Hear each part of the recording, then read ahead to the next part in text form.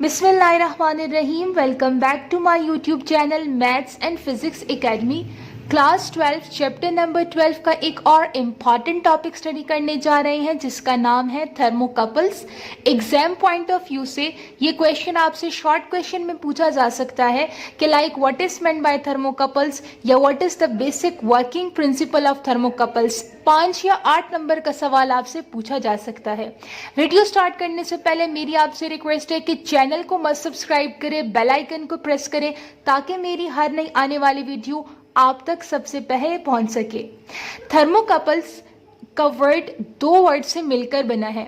Number 1 is thermo, number 2 is couple. Thermo का मतलब होता है टेम्परेचर एंड कपल्स मीन्स कि आप ज्वाइन कर दो। किसको ज्वाइन कर दो? 2 वायर्स को आप आपस में ज्वाइन कर दो। थर्मोकपल्स टेम्परेचर सेंसिंग डिवाइसेस होते हैं बेटे।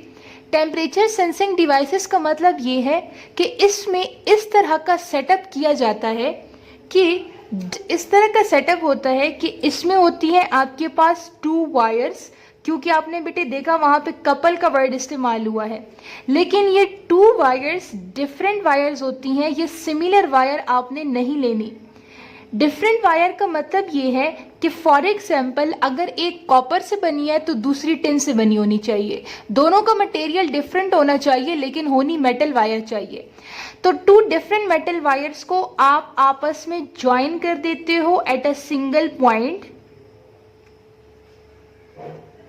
ठीक है, अब होता ये है बेटे कि एक पॉइंट आपका फॉर एग्जांपल ये एक पॉइंट है और ये दूसरा पॉइंट है। एक पॉइंट पे आपका टेम्परेचर काफ़ी हाई होता है जबकि दूसरे पॉइंट पे आपका टेम्परेचर काफ़ी लो होता है। तो हाई और लो टेम्परेचर की वजह से दोनों के दरमियान यहाँ पे टेम्परेचर डिफरेंस क्रिएट हो जाता है। टेम्परेचर डिफरेंस क्रिएट हो जाता है और इस टेम्परेचर डिफरेंस की वजह से फिर वहाँ पे small amount of electric voltage generate हो जाता है। This is the main working principle of thermocouples कि हम 2 मेटल वायर्स को लेते हैं और उनको आपस में ज्वाइन कर लेते हैं। उन दोनों के दरमियान टेम्परेचर डिफरेंस होता है। टेम्परेचर डिफरेंस मीन्स एक पॉइंट आपका हाई टेम्परेचर पे होता है और एक पॉइंट आपका लो टेम्परेचर पे। इन दोनों की वजह से यहाँ पे टेम्परेचर डिफरेंस क्रिएट हो जाता है और इस टेम्परेचर डिफरेंस की वजह से फिर आपके पास small amount of electric voltage generate हो जाता है। याद रखिए बेटे कि थर्मोकपल्स के लिए एक तो डिफरेंट वायर का होना ज़रूरी है और एक टेम्परेचर डिफरेंस का होना ज़रूरी है, क्योंकि जितना आपका टेम्परेचर डिफरेंस ज़्यादा होगा उतना ही आपका इलेक्ट्रिक वोल्टेज ज़्यादा जनरेट होगा। यानी कि जनरेशन ऑफ इलेक्ट्रिक वोल्टेज ये डायरेक्टली डिपेंड करता है टेम्परेचर डिफरेंस पे। तो थर्मोकपल्स ऐसे डिवाइसेस होते हैं जिनको हम लोग टेम्परेचर सेंसिंग डिवाइस भी कहते हैं, जिसमें 2 मेटल वायर्स को आपस में ज्वाइन कर दिया जाता है एट अ सिंगल पॉइंट और वहाँ पे इलेक्ट्रिक वोल्टेज जनरेट हो जाती है। वो इलेक्ट्रिक वोल्टेज डायरेक्टली डिपेंड करती है upon the temperature difference. So अब स्टार्ट करते हैं थ्योरी से। Thermocouples are sensors consisting of 2 dissimilar metals joined together that generate an electric voltage proportional to the temperature difference between them. Thermocouples ऐसे sensing devices होते हैं जो 2 different, dissimilar लिखा है मींस डिफरेंट मेटल वायर से मिलकर बनती हैं, जहां पे स्मॉल इलेक्ट्रिक वोल्टेज जनरेट होता है और ये इलेक्ट्रिक वोल्टेज की जनरेशन डायरेक्टली डिपेंड करती है टेम्परेचर डिफरेंस पे। इसकी कंस्ट्रक्शन अगर आप देखें तो कंस्ट्रक्शन इसकी कुछ इस तरह से होती है कि ये हमने 2 मेटल वायर्स लिए हैं। मेटल वायर ए को मैंने ब्लैक से रिप्रेजेंट किया एंड मेटल वायर बी को मैंने ब्लू से रिप्रेजेंट किया। ब्लैक एंड ब्लू से मैंने इसलिए रिप्रेजेंट किया क्योंकि ये दोनों डिफरेंट मेटल वायर्स हैं। ब्लैक वाले को हमने लेट से कह दिया कि ये मेटल वायर है टाइप ए और ब्लू वाले को हमने कह दिया कि ये मेटल वायर है टाइप बी। अब अगर आप देखें तो ये दोनों मेटल वायर को मैंने एक सिंगल पॉइंट पे ज्वाइन किया है और ये वाला जो आपका पॉइंट है ये आपके पास हॉट जंक्शन पॉइंट है। हॉट जंक्शन पॉइंट इसलिए है क्योंकि यहाँ से हम इसको हीट प्रोवाइड करते हैं, टेम्परेचर प्रोवाइड करते हैं, जिसकी वजह से इस जंक्शन का टेम्परेचर इंक्रीज होता जाता है। इसलिए ये वाला पॉइंट जहाँ पे ये दोनों वायर्स आपस में मिल रहे हैं, इस पॉइंट को हम हॉट जंक्शन कहते हैं, क्योंकि इसका टेम्परेचर हम इंक्रीज कर सकते हैं। आप किसी भी तरीके से इंक्रीज कर सकते हो। लेट्स से आप इस जंक्शन को या इस पॉइंट को बॉइलिंग वाटर में डाल दें तो इसका टेम्परेचर इंक्रीज हो जाएगा, या फिर मैंने यहाँ कैंडल शो किया कि कैंडल के जरिए हम इसका टेम्परेचर इंक्रीज करते हैं। जबकि ये दूसरा जो एंड है, ये जिसको मैंने कलर किया हुआ है, ये जो है ये वाला एंड रूम टेम्परेचर वाला एंड है, यानी कि हम कह सकते हैं कि इस एंड पे जो टेम्परेचर होगा वो कम होगा, जिसकी वजह से मैंने इसको कोल्ड जंक्शन कह दिया। अब देखो, एक जंक्शन आपके पास हॉट जंक्शन है और एक जंक्शन आपके पास कोल्ड जंक्शन है। इस कोल्ड जंक्शन को फर्दर हमने एक वोल्टमीटर के साथ कनेक्ट कर दिया, जो कि हमें बताएगा कि यहाँ पे कितना वोल्टेज जनरेट होता है। क्लियर हो गया? अब इसकी वर्किंग प्रिंसिपल देखिए बेटे। वर्किंग प्रिंसिपल को थ्योरी से बाद में देखते हैं, पहले इसको डायग्राम से समझते हैं। देखिए बेटे, चूंकि आपके पास ये 2 डिफरेंट वायर्स हैं और दोनों डिफरेंट वायर को आपने एक सिंगल पॉइंट से ज्वाइन किया हुआ है। लेट से आपने यहाँ से इसका टेम्परेचर इंक्रीज कर दिया by mean of any source. यहाँ पे मैंने कैंडल इस्तेमाल किए हैं, आप कैंडल के बजाय किसी भी सोर्स का इस्तेमाल कर सकते हैं, वो डिपेंड करता है। ठीक है, अब मैंने इस कैंडल सोर्स के जरिए इस जंक्शन का टेम्परेचर इंक्रीज कर दिया। फॉर एग्जाम्पल, ये जंक्शन का टेम्परेचर इंक्रीज होने के बाद यहाँ मैं लिख देती हूँ हॉट जंक्शन। ठीक है, यहाँ पे टेम्परेचर इंक्रीज होने के बाद लेट से इसका टेम्परेचर 100 डिग्री सेंटीग्रेड तक पहुँच गया। जबकि ये जो कोल्ड जंक्शन है, जिसको मैं यहाँ से कोल्ड जंक्शन, ये कोल्ड जंक्शन आपके पास रूम टेम्परेचर पे है, यानी कि 25 डिग्री सेंटीग्रेड पर है।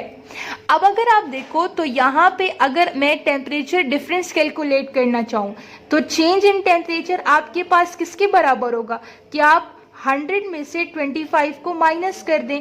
जब आप 100 में से 25 को माइनस कर दें तो आपके पास आंसर आ जाएगा 75 डिग्री सेंटीग्रेड। अब ये आपके पास क्या निकल आया? Temperature difference. इस टेम्परेचर डिफरेंस की वजह से ये वोल्टमीटर आपको कुछ ना कुछ डिफ्लेक्शन शो करेगा, क्योंकि यहाँ पे अब small amount of electric voltage generate हो जाएगा due to this potential difference. जो आपका थर्मोकपल का मेन वर्किंग प्रिंसिपल है या बेसिक प्रिंसिपल है, वो ये है कि ये दोनों वायर्स डिफरेंट होने चाहिए। अब ये दोनों वायर डिफरेंट क्यों होने चाहिए, इसकी पीछे की फिजिक्स को समझें आप। फॉर एग्जाम्पल, ये आपके पास एक कॉपर की वायर है और ये हमने एक ले ली है टिन की वायर। ठीक है, मैं सपोज कर रही हूँ। अब जैसे ही आपने इसका टेम्परेचर इंक्रीज कर दिया तो इनके अंदर क्या होते हैं? इलेक्ट्रॉन्स होते हैं। इन इलेक्ट्रॉन्स को मिल जाती है एनर्जी।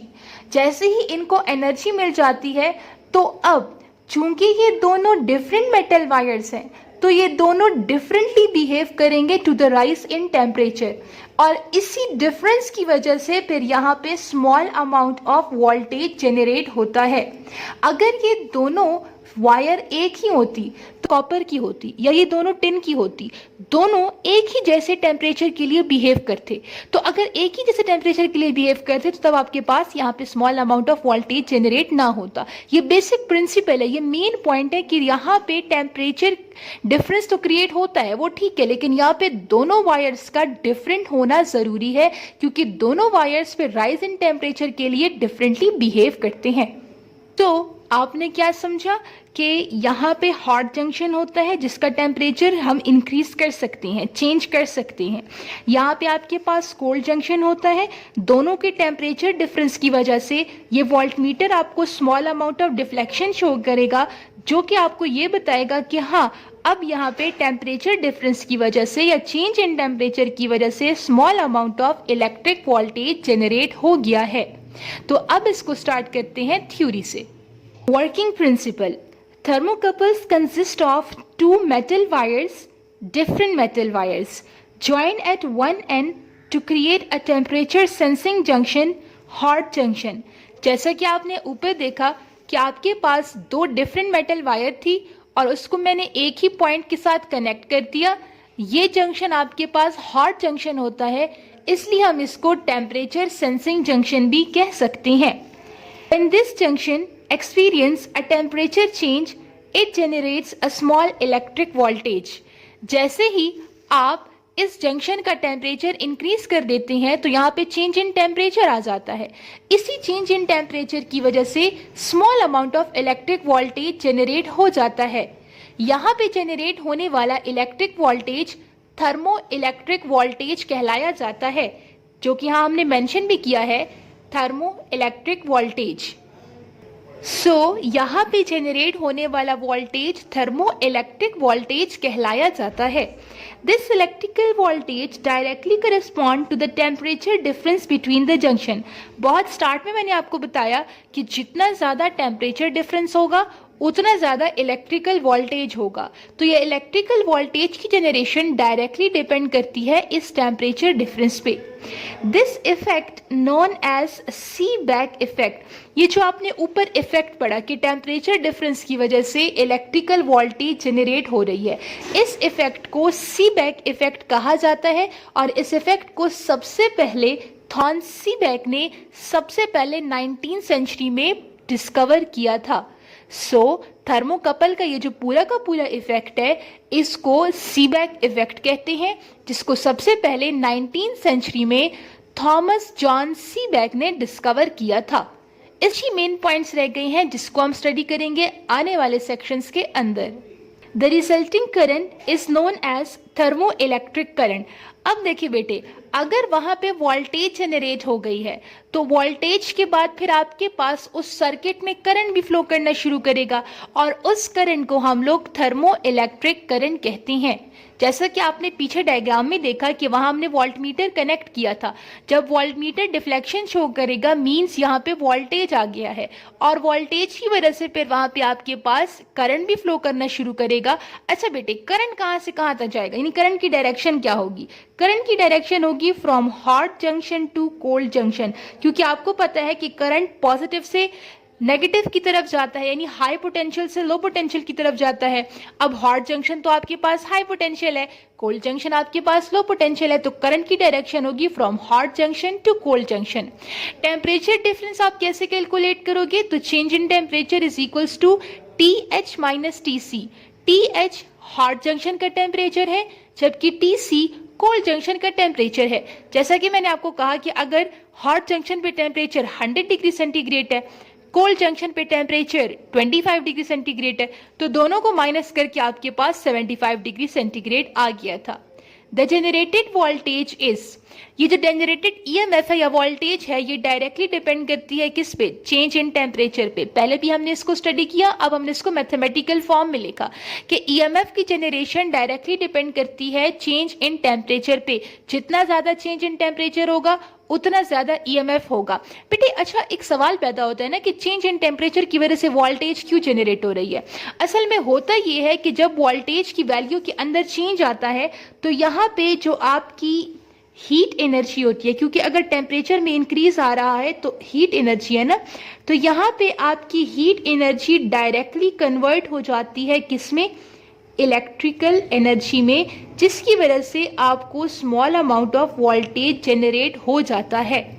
यहाँ पे क्या होता है कि चेंज इन टेम्परेचर की वजह से directly heat energy electrical energy में कन्वर्ट हो जाती है और वहां पे small amount of EMF generate हो जाता है। ये EMF या वोल्टेज की वैल्यू बहुत स्मॉल होती है, इतनी स्मॉल होती है कि हम इसको यूजुअली मिली वोल्ट में मेजर करते हैं।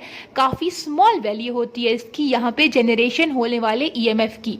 लेकिन ये जो EMF है ये डिपेंड करता है टेम्परेचर डिफरेंस पे, और टेम्परेचर डिफरेंस की वजह से EMF क्यों जनरेट होता है?